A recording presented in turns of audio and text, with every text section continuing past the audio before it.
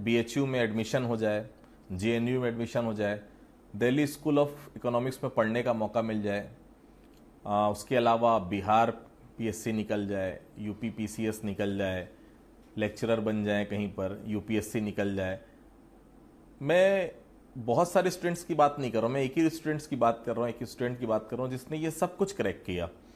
मैंने अभी तक जितने अधिकारियों से अफसरनामा में बात की है, मुझे बहुत गर्व महसूस हो रहा है कि उन सब में बहुत ज़्यादा प्रतिभाओं के धनी डॉक्टर संजीव कुमार झा साहब से मैं आज मुलाकात आपकी कराने जा रहा हूं। 2011 बैच के आईएएस अधिकारी हैं, झारखंड के धनबाद के रहने वाले हैं। बहुत स्वागत करता हूं सर आपका। नमस्ते।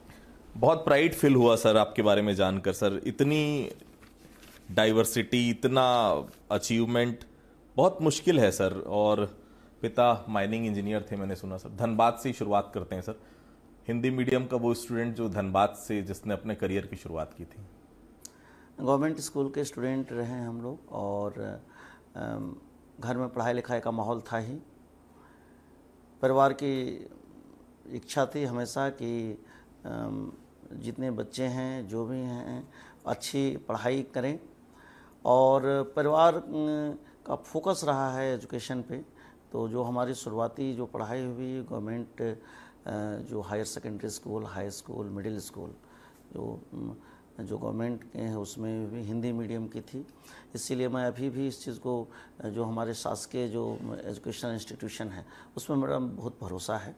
जो गवर्नमेंट की जो स्कीम्स है स्वामी आत्मानंद, उसमें मैं व्यक्तिगत इन्वॉल्व रहता हूँ इस कारण, क्योंकि जब हम लोग सरकारी स्कूल में पढ़ करके, हिंदी माध्यम से पढ़ करके यहाँ तक पहुँचे हैं, तो यदि व्यवस्था हमारी सही रहेगी तो हमारे जो आउटपुट होंगे वो अच्छे होंगे।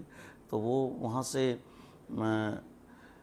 चूँकि पापा का ट्रांसफरेबल जॉब था माइनिंग इंजीनियरिंग के रूप में, एक कोलेरी से दूसरे कोलेरी, एक एरिया से दूसरे एरिया, तो कहीं स्थिरता नहीं रहती, स्कूल्स बदलते रहते थे हम लोगों के।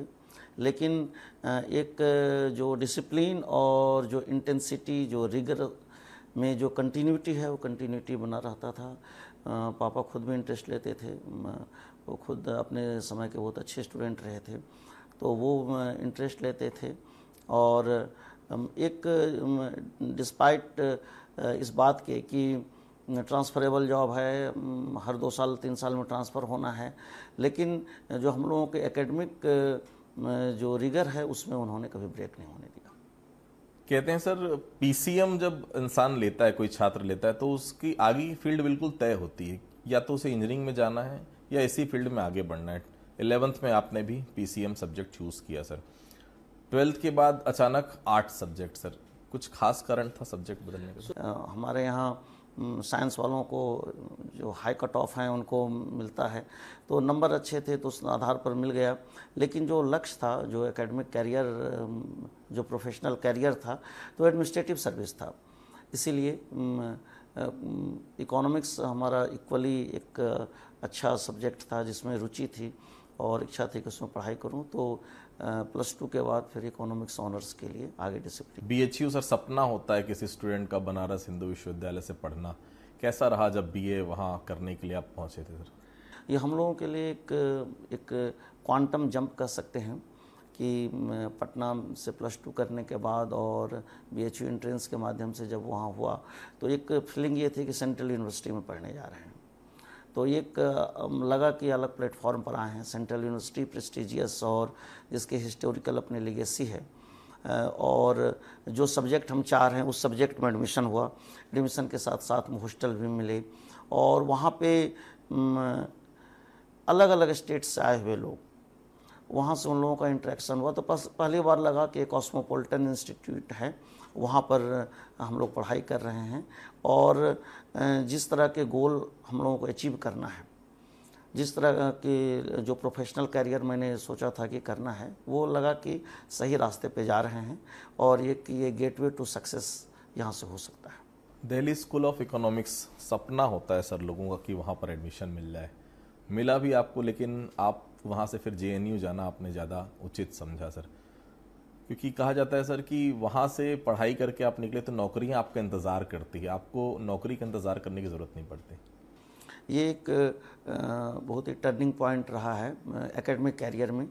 जब BHU के बाद दिल्ली स्कूल ऑफ इकोनॉमिक्स में एडमिशन हो गया, बहुत डिफ़िकल्ट होता है वहाँ एडमिशन लेना। मास्टर्स में एडमिशन हो गया और वहाँ हम लोगों ने मतलब पढ़ाई भी स्टार्ट की, लेकिन फिर ये लगा कि जो लक्ष्य पहले से बना हुआ है उसमें यदि JNU जाएंगे तो ज़्यादा सफलता मिलेगी, और सिमल्टेनियसली वहाँ का भी एंट्रेंस दिया हुआ था।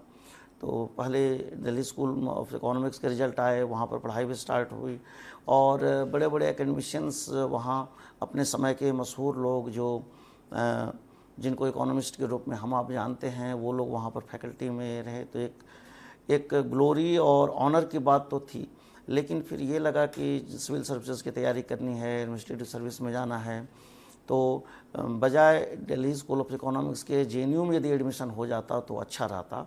तो ये सोच करके फिर JNU का एंट्रेंस भी दिया, और सौभाग्य अच्छा था कि वहाँ भी एडमिशन हो गया। बहुत कम लोग छत्तीसगढ़ में जानते होंगे सर कि जिस कलेक्टर से मैं बात कर रहा हूँ वो कभी किसी न्यूज़ चैनल में भी काम कर चुके हैं। हाँ, मैं जब JNU में अपनी हायर स्टडीज़ के दौरान था तो वहाँ पे एक निजी इलेक्ट्रॉनिक चैनल में काम करने का मौका मिला था। लगभग 1 साल वहाँ पर रहे, और एक बहुत ही प्रतिष्ठित एंकर थे, प्रतिष्ठित एंकर थे। उनके साथ काम करने का, उनके साथ अब वो नहीं है, स्वर्गवासी हैं। उन्होंने बहुत कुछ सिखाया भी। उनकी एक प्रोग्राम आती थी जो करंट अफेयर्स बेस्ड होती थी, उसमें कैमरा के पीछे काम करने का मौका मिला।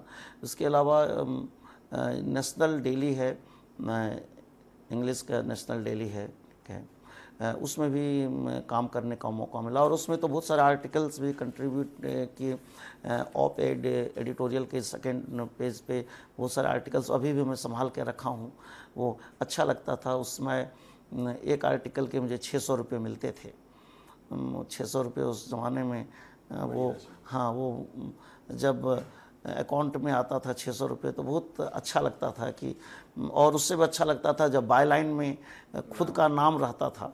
तो वो मतलब फर्स्ट टाइम ऐसा होता था कि नेशनल डेली है, और कुछ ऐसे भी आर्टिकल्स आए जो कि ऑल एडिशंस में छपे। तो वो कहीं हमारे कॉलेज का कोई आदमी पढ़ करके उसको बता रहा है कि आज तुम्हारा यहाँ आर्टिकल छपा है, हाँ, खुशी होती थी। बिहार PSC जब क्लियर हुई थी सर, एक्साइज इंस्पेक्टर आप बन गए थे, तब ऐसा लगा नहीं कि यार चलो ज्वाइन कर लेते हैं? उसमें पहली सर्विस जो मुझे मिली थी, मतलब कह सकते हैं पहली सफलता एडमिनिस्ट्रेटिव सर्विस के हिसाब से, तो वो BPSC के माध्यम से एक्साइज इंस्पेक्टर की थी। और चूँकि पहली ही थी तो ये लगा कि नहीं, अभी तो तैयारी कर ही रहे हैं और अच्छे रिजल्ट आएंगे, तो इसीलिए अभी रखना नहीं है। तैयारी का जो अपना प्रिपरेशन है उसको स्टॉप नहीं करना है। प्लस जो पेरेंट्स थे, स्पेशली मदर फादर, उनका ये था कि आप जब तक पढ़ना चाहते हैं, जब तक तैयारी करना चाहते हैं, कीजिए, हम लोग हर तरह से सपोर्ट करेंगे। कभी ये हड़बड़ी ना हो कि आपको फाइनेंशियल इश्यूज हैं, स्ट्रेस हैं, तो उसके कारण कोई जॉब ज्वाइन कर लें।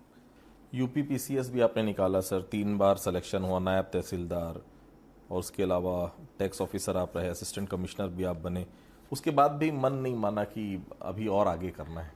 हाँ, ये इसमें ये था कि प्रिपरेशन का लेवल अब ये हो गया है कि एग्ज़ाम्स के रिज़ल्ट आने शुरू हो गए हैं पॉजिटिव, तो जो 4 हैं वो भी आएगा। अब समय की बात है, थोड़ा सा और स्ट्रगल है, उसको कर लें, रिज़ल्ट अच्छे आएंगे। जो सोच के हम लोग निकले हैं उसमें सफलता मिलेगी। बैंक ऑफिसर बनने का भी मौका बीच में मिला? हाँ, बैंक ऑफ बड़ौदा में प्रोबेशनरी ऑफिसर में बीच में सिलेक्शन हुआ था। बैंक ऑफ बड़ौदा में प्रोबेशनरी ऑफिसर, हमारे यहाँ बड़ा क्रेज रहता है बैंक PO का, लेकिन फिर ये हुआ कि अल्टीमेट एम तो कुछ और है, उसका वेट करें। लेक्चरर बनने का भी मौका मिला था सर, क्योंकि PhD में जो सब्जेक्ट है आपका, ethnic dispute leading to partition of countries, तो उसमें उत्तर प्रदेश में हायर एजुकेशन सर्विस कमीशन है, उसके माध्यम से ईस्टर्न उत्तर प्रदेश में लेक्चरर मिलने का ऑफ़र आया था। बट ये हुआ कि दिल्ली से यदि चले गए तो जो हमारा अभी एक जो कंटिन्यूटी है वो ब्रेक हो जाएगी, और तब तक मैं मीडिया में ज्वाइन कर चुका था, तो ये लगा कि ये जो एक्सपोजर मिल रहा है ये एक्सपोजर वहाँ नहीं मिल पाएगा, इसीलिए उसको वहाँ पर पूर्ण विराम कर दिया। अटेम्प्ट शुरू हुए सर, पहली बार प्री निकला, फिर प्री मेंस निकल गया, रेलवे अकाउंट्स मिला, तीसरी बार में आईआरएस मिला और चौथी बार में फाइनली जो आप चाहते थे आईएएस। ये जो पहले से चौथे तक की जो जर्नी थी, इसमें मन में कभी आया कि नहीं हो पाएगा, या कहीं ना कहीं जो हम मेहनत कर रहे हैं उसमें कहीं ना कहीं कोई कमी है इसलिए आईएएस नहीं हो पा रहा है? नहीं, ये चीज़ तो थी कि कुछ मिस्टेक हो रहे हैं, कुछ कमी हो रही है, इसके कारण दिक्कतें हो रही हैं। मतलब फिनिशिंग लाइन तो टच कर रहे हैं, बट फिनिशिंग लाइन टच करने में विलम्ब हो जा रहा है। कुछ इस तरह की चीज़ें हैं कि भाई जॉब तो मिल रहे हैं लेकिन जहाँ तक पहुँचना है वो नहीं हो पा रहा है।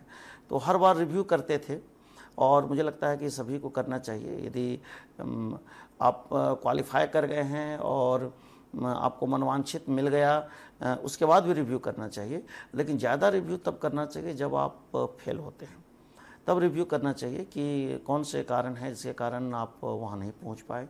रिव्यू करते थे, रिव्यू करने के बाद फिर अपनी तरीका बदलते थे, स्ट्रेटजी चेंज करते थे। प्रीलिम्स कभी दिक्कत नहीं रहा, प्रीलिम्स जब भी दिया, स्टेट का हो या यूपीएससी का प्रीलिम्स तो हमेशा हो गए। मेंस में ही दिक्कत हुआ है, या फिर मेंस के स्कोर कम आए उसके कारण रैंकिंग ये रहा। लेकिन जो भी तैयारी करते हैं उनको अपने आप को रिव्यू करते रहना चाहिए। आपके जो परफॉर्मेंस हो रहे हैं उनको रिव्यू करें, क्योंकि यूपीएससी हर साल कुछ पैटर्न चेंज करती है, कुछ अनएक्सपेक्टेड एलिमेंट्स लाती है, या दूसरे भी जो हैं जो नीट कर रहे हैं, आईआईटी में जो बच्चे तैयारी कर रहे हैं, उनको यदि उन्होंने कुछ अपना टारगेट सेट किया हुआ है कि ये 10 इंस्टीट्यूट्स हैं जिसमें कि हमको जाना है, ये मेडिकल कॉलेजेस 10 हैं उसमें जाना है, या ये 5 इंजीनियरिंग कॉलेज है अपार्ट फ्रॉम आईआईटी जिसमें हमको जाना है। ये जो स्टेट सर्विस वाले हैं और यूपीएससी वाले, उन्होंने अपना टारगेट सेट किया है कि डिप्टी कलेक्टर बनना है, उसके लिए इतनी रैंकिंग चाहिए, डिप्टी एसपी करना है उसके लिए इतनी चाहिए यूपीएससी में।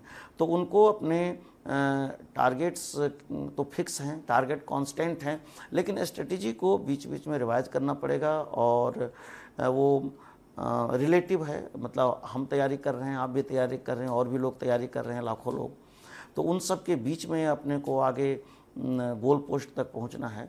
इसके लिए रिव्यू और रिवीजन ऑफ स्ट्रेटजी बहुत ज़रूरी है। ये मैं लगातार करते रहा था, थोड़ा सा समय लगा, मतलब कि ये एक जो मेरी स्टोरी है कि ये भी एक मैसेज है कि समय लगता है, बट आप यदि लगे रहेंगे तो सफलता निश्चित है। आपका कार्डर एलोकेशन का जब आपसे बात हुई तो आपने यूनियन टेरिटरी पहले नंबर पर भरी, इसका कुछ अलग कारण सर? नॉर्मली क्या होता है, लोग होम कार्डर जो होता है उसको फर्स्ट प्रेफरेंस देते हैं, लेकिन मेरे केस में ऐसा नहीं था। मैं झारखंड, हमारा जो होम कार्डर जो ऑप्शंस रहते हैं तो इनसाइडर झारखंड का हमारा माना गया था, लेकिन मैंने जो फर्स्ट प्रेफरेंस दिया था अगमुट को दिया था, यूनियन टेरिटरी कार्डर को दिया था, एमपी को दिया था, राजस्थान को दिया था, इस तरह से दिया था, और अपने स्टेट को काफ़ी नीचे रखा था। उसका कारण यह था कि एक तो काफ़ी समय दिल्ली में रहे थे तो यूटी काम करना चाह रहे थे, और अगमुट कार्डर का कुछ ऐसा नेचर है कि बहुत सारे स्टेट्स में आपको काम करने का मौका मिलता है। दूसरा एक ये भी लग रहा था कि ऑल इंडिया सर्विस होने के बाद यदि होम कार्डर में थोड़ा काम करना मुश्किल होगा, एक थोड़ी सी बात समझ में आ रही थी कि होम कार्डर में काम करना मुश्किल हो सकता है, हालांकि ये सबके लिए नहीं है, और अगमुट में अलग अलग स्टेट्स में काम करने का मौका मिलेगा। यही सोच करके अपने होम स्टेट को फर्स्ट प्रेफरेंस में नहीं दिया था। आपको विश्वास था या नहीं था, परिवार वालों को था या नहीं था, लेकिन पिता को ज़रूर विश्वास था कि संजीव झा जी एक दिन आईएएस ज़रूर बनेंगे? पापा को पूरा विश्वास था इसमें, और उन्होंने हमेशा इसको इनकरेज किया। उनका ये कहना था कि जो ये नौकरियां मिल रही हैं या जो सर्विसेज जिसमें तुम्हारे रिजल्ट आ रहे हैं तो ठीक है, अच्छी बात है, लेकिन जो तुम चाहते हो उसके लिए जब तक एफर्ट कर सकते हो करो, we all are with you, हम सभी लोग तुम्हारे साथ हैं, और फेल्योर से घबराना नहीं है, इसका उन्होंने सपोर्ट किया। ये जब आप लंबे रेस में तैयारी करते हैं तो आपको परिवार के सपोर्ट की बहुत आवश्यकता रहती है, क्योंकि आप ये देखते हैं कि आप तैयारी कर रहे हैं पूरे साल भर, आपका मेंस में रिजल्ट नहीं आया सकारात्मक, और फिर आप बैक टू स्क्वायर वन हो गए, वहीं से आपको शुरू करना है। तो फैमिली वालों के सपोर्ट की आवश्यकता रहती है, और पापा को विश्वास था कि मेहनत कर रहा है तो मेहनत का रिजल्ट आएगा। आज से थोड़े दिन पहले या एक आध साल पहले ये कहा जाता था कि संजीव झा छत्तीसगढ़ काडर नहीं, सरगुजा काडर के अधिकारी हैं। 10 साल बड़ा लंबा समय होता है सर, जो सरगुजा बेल्ट में काटा। हाँ, ये भी एक संयोग कहेंगे इसको, कि मैं रायपुर प्रोबेशनर था, मसूरी से ट्रेनिंग एकेडमी से रायपुर आए, और रायपुर के प्रोबेशन के बाद फिर जब पहली पोस्टिंग हुई प्रॉपर, तो वो सरगुजा संभाग में हुई। और सरगुजा संभाग में ऐसा हुआ कि फिर एक पोस्टिंग के बाद दूसरी पोस्टिंग, दूसरी के बाद तीसरी, तीसरी की चौथी, इस तरह से एसडीएम के रूप में ज्वाइन किया था, और एसडीएम, सीओ जिला पंचायत और फिर कलेक्टर, उसी संभाग में लगभग 10 साल अलग अलग ज़िलों में रहने का अवसर प्राप्त हुआ। एक लंबा पीरियड होता है सरगुजा के ट्रैवल बेल्ट में काम करने का, अच्छा अवसर प्राप्त हुआ, और इसको मैं अपने लिए एसेट मानूंगा कि सिस्टम ने मुझे इतना अवसर दिया वहाँ काम करने का। सर कहते हैं कि अगला अगर विश्व युद्ध होगा तो पानी के लिए होगा। सूरजपुर का वो समय जहाँ वाटर कंजर्वेशन के लिए बहुत काम हुआ था सर, 10,000 डबरियाँ बनाना आसान काम नहीं था सर, क्योंकि आज कहते हैं बहुत साफ, अगर आज आप पानी को स्टोर करना शुरू करेंगे तब आने वाली पीढ़ियों को आप कुछ दे पाएंगे। अच्छा लगता है सर आज जानकर कि उतना बड़ा काम हुआ था सूरजपुर में। सूरजपुर जिला पंचायत सीओ के रूप में जो लगभग 2.5 साल का कार्यकाल था, उसमें मैं और मेरे तत्कालीन कलेक्टर साहब के सीधे सेनापति सर, हम लोगों ने उसमें ये टारगेट लिया हुआ था कि जो डबरी महाअभियान के रूप में हम लोगों ने एक चुनौती लिया कि 2 साल में 10,000 डबरी और 6,000 कुएं बनाएंगे वाटर कंजर्वेशन के लिए। जो वाटर हार्वेस्टिंग स्ट्रक्चर्स हैं उसके लिए, और जो पुराने नाले हैं उसको रिवाइव करने के लिए, सारे इंटीग्रेटेड थे। और इसमें 10,000 डबरी, 6,000 कुएं, ये एक बहुत बड़ा लक्ष्य होता है। अमूमन हम लोग एवरेज रूप में 1,500 से 2,000 डबरी बनाते हैं साल भर में, और 500 से 1,000 कुएं बनाते हैं। लेकिन ये बहुत रिगरस एक्सरसाइज करके 2 साल में 10,000 डबरी और 6,000 कुएं बनवाए गए, और उनका फिर इम्पैक्ट असेसमेंट करवाया गया, थर्ड पार्टी असेसमेंट भी हुआ। और आज अब ये सोच करके बहुत मतलब कि लगता नहीं है कि उतना बड़ा काम हो गया। उसके लिए अलग अलग स्तर पर भारत सरकार से, ग्रामीण पंचायत एवं ग्रामीण विकास मंत्रालय और बाकी अलग अलग मंत्रालय से सूरजपुर ज़िले को बहुत सारे पुरस्कार मिले उसके लिए, और वो काम अभी भी दिखता है। वहाँ पर जो डबरी और जो कुएं बने हैं उससे लोगों के लाइवलीहुड में वृद्धि हुआ है। लोग छोटे छोटे काम कर रहे हैं, उससे सब्जी भाजी बाकी चीज़ें जो है वो कर रहे हैं। वाटर लेवल भी इन्हांस हुआ है। ये एक बहुत बड़ा काम था जो अभी अब सोचने पर लगता है कि इस तरह का काम हुआ है उस कार्यकाल में, और अच्छा लगता है इसको सोच के। झारखंड के ब्राह्मण परिवार में पैदा होने वाले शख्स को यूपी की ठकुराइन पसंद आई सर, ये कहाँ से कॉम्बिनेशन ये बना सर? जेएनयू में हम लोग साथ में पढ़ाई करते थे, स्कूल ऑफ इंटरनेशनल स्टडीज़ में ही, और उनका भी इंटरनेशनल पॉलिटिक्स में था। उन्होंने पीएचडी किया हुआ है, तो वहाँ पर साथ एक लंबा पीरियड साथ पढ़ने का, ये करने का, फिर दोस्ती हुई, दोस्ती फिर रिलेशनशिप हुआ, रिलेशनशिप फिर पारिवारिक स्वीकृति थोड़ी कठिनाई से मिली, लेकिन पारिवारिक स्वीकृति मिली, स्वीकृति करके फिर वैवाहिक बंधन हुआ। आखिरी सवाल सर, यूथ के लिए क्या देखना चाहते हैं सर छत्तीसगढ़ में? क्योंकि यहाँ भी प्रतिभाओं की कमी नहीं है सर, काफ़ी अच्छे लोग हैं, लेकिन सही मार्गदर्शन मिल नहीं पाता सर। आप चाहते हैं ऐसा कुछ कि आपके जैसे लोग जो आईएएस सेलेक्ट होते हैं आने वाली जनरेशन के लिए भी कुछ ना कुछ करें उनके लिए, ताकि वो यूपीएससी या पीएससी जैसे एग्जामिनेशन है उसमें बहुत अच्छा कर पाएँ सर? एक तो ये है कि जो अच्छी बात है वो अपने यहाँ ये है कि जो हमारे लोग हैं, लड़के लड़कियाँ अपने छत्तीसगढ़ के, उनमें डाइवर्जन बहुत कम है। तो हम जो भी कुछ उनको पढ़ाते हैं, बताते हैं, वो एक्सेप्ट करते हैं, और उनका आउटपुट बहुत अच्छा रहता है, उनके रिजल्ट अच्छे रहते हैं। जो इशू जो है वो ये है कि हमारे बच्चे जब 10th 12th करते हैं तो कहाँ जाना है, किधर जाना है, इसके बारे में थोड़ी सी उनको कन्फ्यूजन रहती है। तो कैरियर काउंसलिंग, कैरियर गाइडेंस, ये मुझे लगता है कि हर जगह करने की आवश्यकता है। मैं व्यक्तिगत रूप में भी और इंस्टीट्यूशनल लेवल पर भी उसमें जुड़ा रहता हूँ। कॉलेजेस में भी मैं जब जाता हूँ तो वहाँ एक ऐसा सेटअप डेवलप करवाता हूँ कि वो लोग गाइड करते रहें। कैरियर काउंसलिंग, कैरियर गाइडेंस की किस रास्ते पे जाना है अर्ली डेज में 10th-12th के बाद, वो इसके बाद यदि आपने टारगेट बना लिया है तो उसके बाद वो तैयारी करने के लिए अभी ये बड़ी अच्छी बात है कि बिलासपुर रायपुर एक हब के रूप में डेवलप हो रहा है। खास करके बिलासपुर लोग अच्छा कर रहे हैं और यहाँ से लोग बाहर भी जा रहे हैं। लेकिन मैं ये कहूँगा आपके चैनल के माध्यम से कि अपने आप पे भरोसा रखें, मेहनत का कोई शॉर्टकट नहीं है, ठीक है। और तीसरा, बड़ा लक्ष्य रखें और बड़े लक्ष्य को ध्यान में रख करके मेहनत करें। छत्तीसगढ़ से लगातार बहुत अच्छे रिजल्ट हो रहे हैं, नीट हो, IIT हो या एडमिनिस्ट्रेटिव सर्विसेज हैं, लोग कर रहे हैं। केवल एकेडमिक्स में नहीं, स्पोर्ट्स में भी आप देखेंगे क्रिकेट टीम में लोग सेलेक्ट हो रहे हैं, बेसबॉल में जा रहे हैं, फुटबॉल में अपने यहाँ के लोग हैं। तो हर विधा में अपने यहाँ लोग लगे हुए हैं। एक आखिरी चीज़ जो मैं यूथ को कहूँगा कि हो सकता है कि शुरुआत में आपको रिजल्ट ना मिले, हो सकता है कि आपको थोड़ा समय लगे, लेकिन यदि आपने मेहनत किया हुआ है तो मेहनत कभी बांझ नहीं होती है, तो उसका आपको रिजल्ट मिलेगा ही मिलेगा। धैर्य रखना चाहिए और ईमानदारी से प्रयास करना चाहिए। बहुत बहुत धन्यवाद सर हमसे बातचीत करने के लिए। तो आपने सुना डॉक्टर संजीव झा साहब को, बहुत साफ इन्होंने कहा, लक्ष्य बड़ा रखिए, मेहनत करिए और अगर असफलता आपको मिल रही है तो उससे घबराइए मत। असफलता मिल रही है तो सफलता भी एक दिन आपको जरूर मिलेगी। तो सर नाम में इतना ही, अगली बार फिर किसी अधिकारी से आपकी मुलाकात कराएंगे। तब तक के लिए बहुत बहुत धन्यवाद।